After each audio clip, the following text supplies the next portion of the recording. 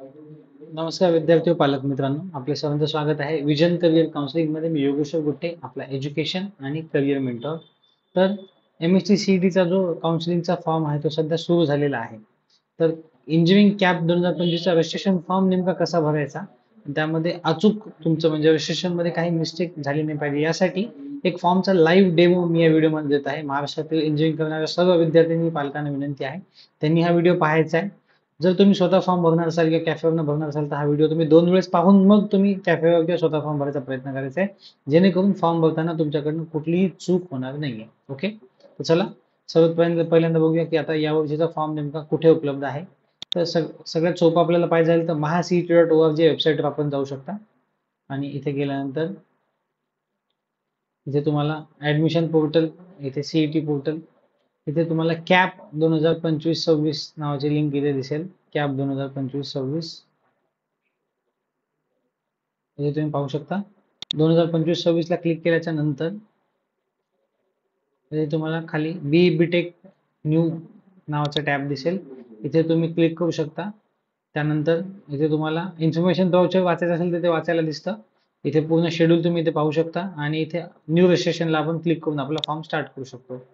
याआधी आपण form start करण्याच्या आधी सगळ्या डॉक्युमेंटची माहिती घेणं गरजेचं आहे. ओके, आता इथे आपण एका विद्यार्थ्याचा फॉर्म भरतोय ज्यामध्ये आपण आपला जो CET चा फॉर्म भरला होता त्या फॉर्मचा ID पासवर्ड आपल्याकडे असणं अपेक्षित आहे. ओके, इथे आपल्याकडे आपण तो ID पासवर्ड असल्याने इथे आपण लॉग इन करतोय. आता इथे बघा, जसं आपण ज्या लॉग इन मध्ये आपण CET रजिस्ट्रेशन केलं, जिथे आपण रिझल्ट बघितला, जिथे आपण आपलं हॉल तिकीट घेतलं, OMR शीट बघितली, हे सगळं तिथेच तुम्हाला कॅबचं रजिस्ट्रेशन करायचंय. इथे तुम्ही कॅब रजिस्ट्रेशनला क्लिक करू शकता आणि पुढे बॅचलर ऑफ इंजिनिअरिंगला तुम्ही क्लिक करू शकता आणि त्यानंतर तुम्हाला इथे फर्स्ट इयर CETच्या पोर्टलवर नेलं जातं. इथे प्रश्न विचारले जातात, have you appeared for PCM MST CET? दिले असेल तर यस म्हणायचे, नसेल तर नो म्हणायचे. नो म्हणल्यानंतर तुम्हाला पुढचे प्रश्न विचारले जातात, तुम्ही बायोची CET दिली आहे का, तुम्ही अजून कुठली CET दिली आहे का, असे सगळे प्रश्न. तुम्ही JEE दिली आहे का, तुम्ही नीट दिलेली आहे का, असे सगळे प्रश्न विचारले जातात. ज्या ज्या एक्झाम तुम्ही दिल्या असेल त्यांना तुम्ही यस म्हणायचे. सध्या तरी आता मी PCM CET दिली असल्यामुळे मी यस म्हणतोय आणि इथे मी आता आपल्या कॅन्डिडेटचा रोल नंबर आणि ऍप्लिकेशन नंबर टाकतोय. ओके, सगळ्यात पहिल्यांदा इथे आपल्याला ऍप्लिकेशन नंबर टाकायचा आहे. तुमच्या हॉल तिकीटवरती किंवा तुमच्या रिझल्टवरती तुमचा ऍप्लिकेशन नंबर आलेला असतो, तो तुम्ही बघून टाकायचा आहे. ओके, इथे मी आपल्या कॅन्डिडेटचा टाकतोय. त्यानंतर तुम्हाला इथे तुमचाच कॅन्डिडेटचाच रोल नंबर इथे टाकायचा आहे. इथे मी आपल्या कॅन्डिडेटचा रोल नंबर टाकून घेतोय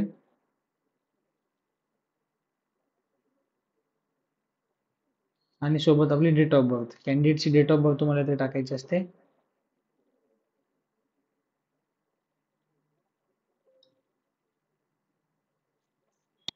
ओके, आणि या प्रकारे इथे आपण PCM ला प्रोसीड करू शकतो. आता जर तुम्ही PCB पण दिली असेल तर इथे यस म्हणायचंय, दिली असेल तर यस म्हणायचे, नसेल तर तुम्ही नो म्हणू शकता आणि प्रोसीड करू शकता.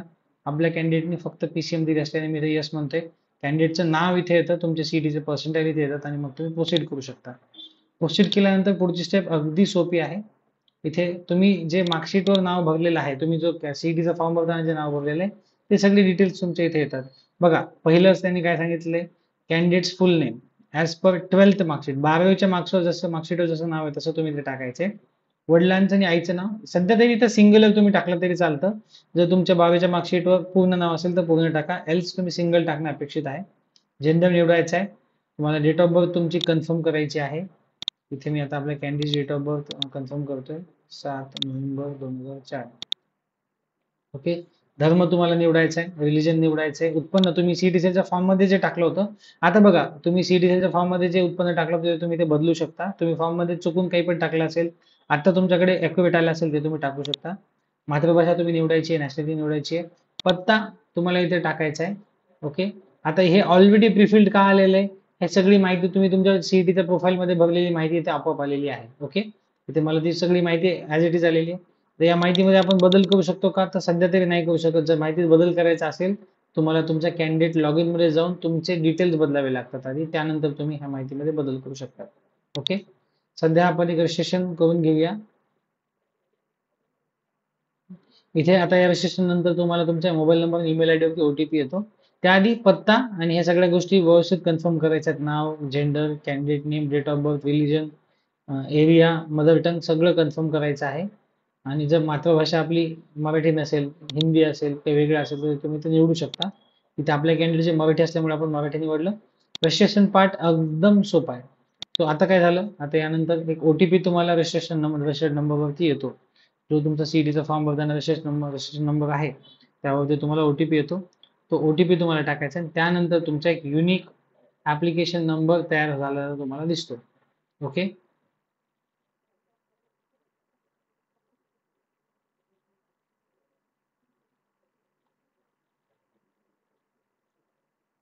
आपला OTP यायला थोडासा अवकाश आहे.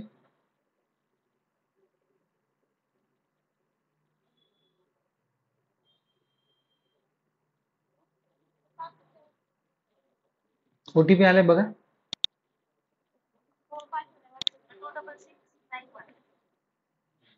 5 डिजिट आले फक्त.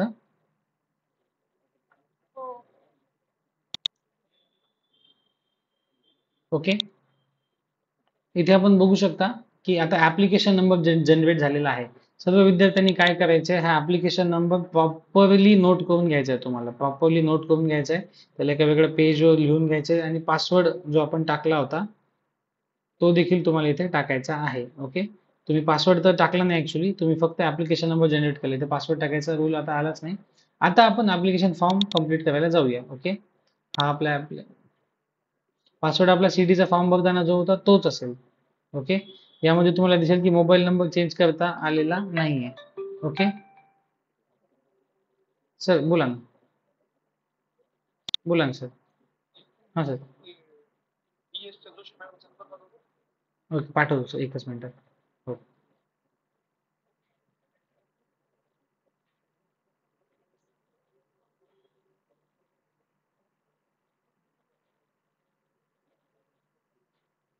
ओके. तर इथे आता तुम्हाला स्क्रुटिनी मोड चूज करायचा आहे. फिजिकल का ई स्क्रुटिनी तुम्हाला इथे निवडायचं आहे.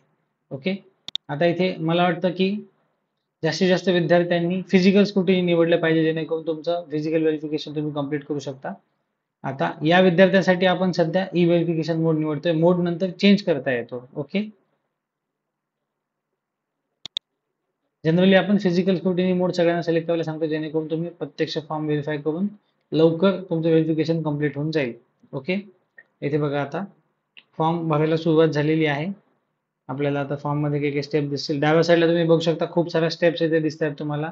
Fill it application, upload required document, check payment history, print application form, ह्या सगळ्या माहिती तुम्ही इथे बघू शकता.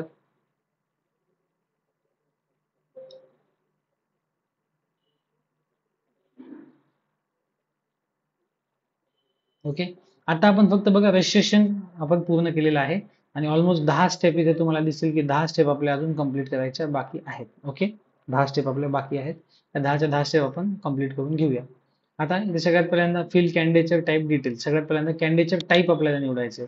इथे कॅन्डिडेट टाईप मध्ये तुम्ही वाचू शकता, candidate passing from SSC and HSC or diploma in recognized institute in Maharashtra state and candidate who is either domiciled in Maharashtra or born in Maharashtra. Most of the candidate या type मध्ये येतात. जर यामध्ये येत नसेल तर तुम्ही तुमचा पुढचा टाईप वाचायचा आहे.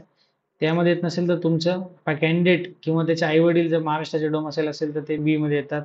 तसं नसेल तर ते CDE हे तुम्हाला टाईप वाचून पुढचा निर्णय घ्यायचा आहे.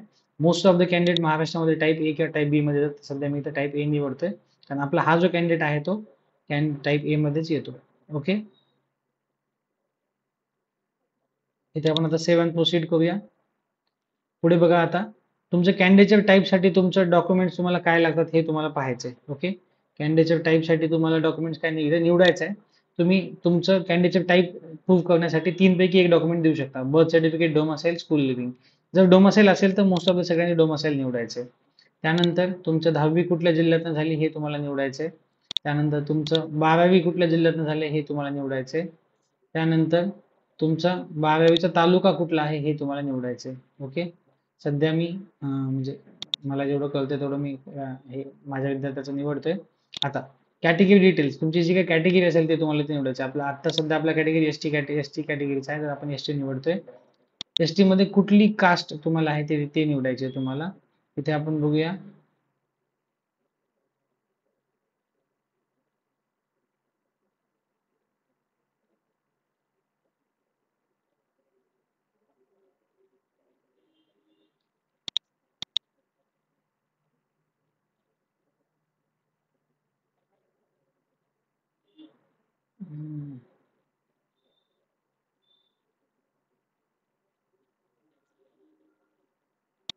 इथे आपल्याकडे कोळी महादेव कॅटेगरी आपल्या कॅन्डिडेटची आहे.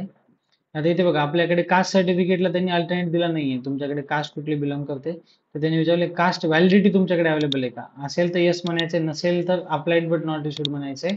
अप्लाइड बट नॉट इश्यूड म्हणल्यानंतर तुम्हाला त्या व्हॅलिडिटीचे काही नंबर्स जे आहेत ते नंबर तुम्हाला टाकायचे आहेत. तुम्ही कुठल्या तारखेला ते व्हॅलिडिटीचे पावतीला अप्लाय केलेलं आहे ते तुम्हाला निवडायचे. सपोज की आता आम्ही तर मे मध्ये अप्लाय केलेलं असेल असं इमॅजिन करू. सध्या मी तात्पुरतं अप्लाय करतोय. ओके. त्यानंतर व्हॅलिडिटी कुठल्या ऑथॉरिटीकडे अप्लाय केली आहे तर ते सब डिव्हिजनल ऑफिसरकडे आपण जनरली अप्लाय करत असतो ते तुम्ही निवडायचे. तुमचं व्हॅलिडिटी कुठल्या जिल्ह्यातनं निघालेलं आहे हे तुम्हाला इथे निवडायचं असतं. त्यानंतर जात वैधता प्रमाणपत्राचे नाव, name as per caste certificate आपलं काय नाव आहे हे तुम्हाला निवडायचं आहे. इथं इथं आपलं स्टुडंट नेम आणि हे नेम सेमच आहे, त्यामुळे मी इथं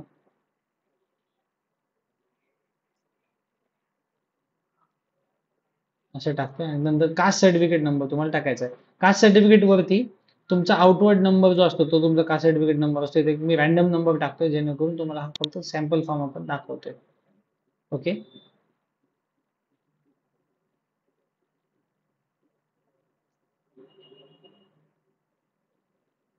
झालं. पुढची स्टेप आहे, आपण कॅन्डिडेटचे टाईप निवडलं, होम युनिव्हर्सिटी निवडली, स्पेशल रिझर्वेशन डिटेल्स दिले. आता कॅन्डिडेटचे स्पेशल डिटेल्स आपण टाकतोय. जर आपण डिसेबल असाल तर येस निवडायचे, डिफेन्स पर्सन असाल तर डिफेन्स पर्सन निवडायचे. ओके. असाल तर निवडायचे, नसाल तर नॉट ॲप्लिकेबल म्हणायचं. उत्पन्न तुम्ही आधीच निवडलेलं असतं. इथे बघा महत्त्वाचा प्रश्न आहे, TFWS तुमचं उत्पन्न जर 8 लाखाच्या खाली असेल तर इथे येस निवडायचं आहे, एल्स तुम्ही नो निवडायचे. अनाथ असेल तर येस निवडायचे, नसेल तर नो निवडायचे. मायनॉरिटी असेल तर येस निवडायचे, त्याच्यामध्ये 2 मायनॉरिटी असतात, रिलिजियस का लिंग्विस्टिक. जी मायनॉरिटी असेल तिला येस म्हणायचं, नसेल तिला नो म्हणायचं. या प्रकारे तुम्हाला स्पेशल रिझर्वेशनचे एकदम काही क्लिक्स करून तुम्ही प्रोसीड करू शकता. आता 10वीचा बोर्ड डिटेल्स बघा, कॅन्डिडेटचे 10वीचे बोर्ड डिटेल्स. 10वी तुमची कुठल्या वर्षी झाली हे तुम्हाला निवडायचे. सपोज आपल्या कॅन्डिडेटची 10वी 2020 मध्ये किंवा 21 मध्ये 20 मध्ये झाली असं आपण अज्युम करू. आणि रोल नंबर असं तुम्ही टाकायचंय. त्यानंतर 10वीचे मार्क्स किती पैकी किती आले हे तुम्हाला टाकायचंय.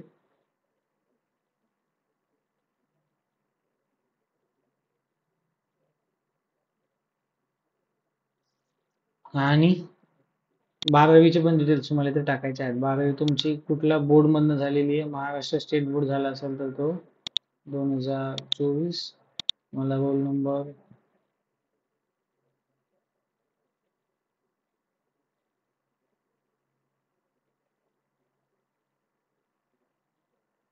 एक रॅन्डम तुम्हाला टाकलाय मी. Name as per 12th marksheet तुम्हाला इथे मेन्शन करायचे.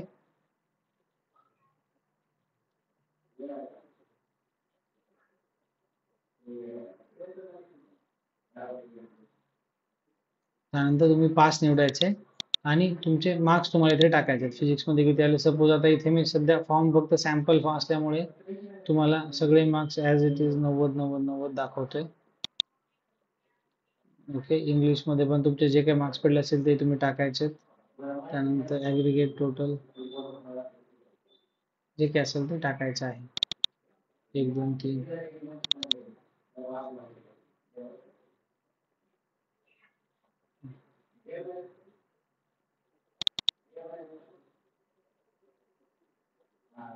ओके. इथे आपण सेव्ह आणि process please self HSC board.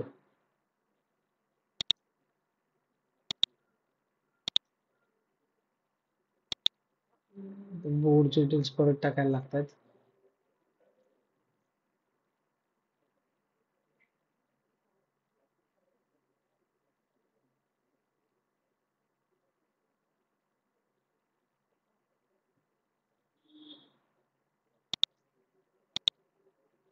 Passing status pass. Okay. आता 12चे डिटेल्स टाकलेले आहेत. आता इथे जर तुम्ही जेई मेन्स दिली असेल तर इथे यस म्हणायचे. सर्व विद्यार्थ्यांना विनंती आहे की जर तुम्ही जेई दिली असेल तर इथे यस म्हणायचे, आणि जर तुम्ही नीट दिली असेल तर तुम्ही इथं नीट देखील ऍड करू शकता. जर जेई दिली असेल तर यस म्हणायचे, नसेल तर नो म्हणायचे. आणि इथे परत तुम्ही जर नीट दिली असेल तर इथे यस म्हणायचे, नसेल तर नो म्हणायचे. ओके. जर नीट दिली असेल तर बायो रिलेटेड सब्जेक्टमध्ये तुम्ही इंजिनिअरिंग करू शकता. तर ज्या काही एक्झाम दिल्या आहेत त्यानुसार तुम्ही यस नो म्हणायचे. सध्या आपण आमच्या विद्यार्थ्यांनी इथे नो दिली असं समजून आपण पुढे चालूया. ओके.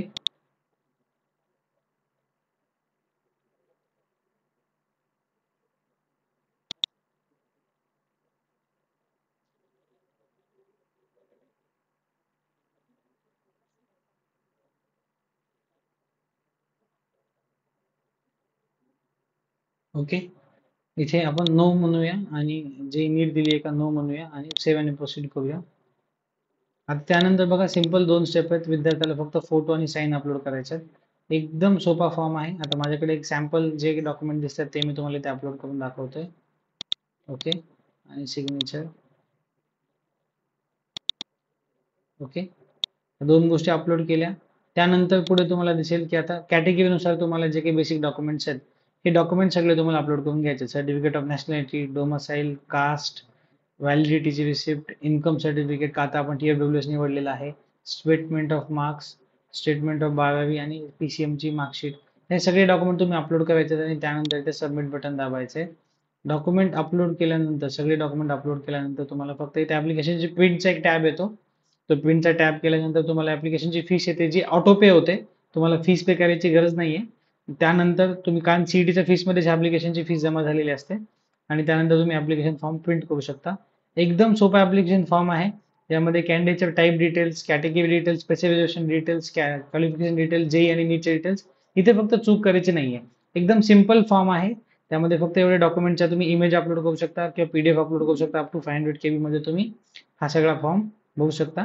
आता सध्या आपण इथपर्यंतच फॉर्म दाखवतोय. उर्वरित फॉर्म जो आहे जो एखाद्या सबमिशन नंतर मी तुम्हाला दाखवेल. जोपर्यंत फॉर्म सबमिट करत नाही तोपर्यंत तुम्ही तो इथे कधी पण एडिट करू शकता.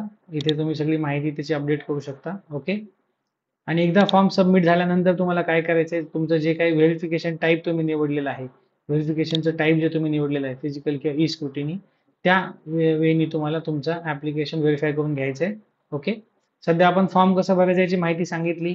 या व्यतिरिक्त ज्या काही महत्त्वाच्या अपडेट असेल त्या वेळोवेळी आम्ही तुम्हाला आपल्या YouTube चॅनलमार्फत पोहोचवत जाऊ. तर इंजिनिअरिंगच्या अशाच माहितीपूर्ण अपडेटसाठी पाहत राहा विजन करिअर काउन्सिल. थँक्यू.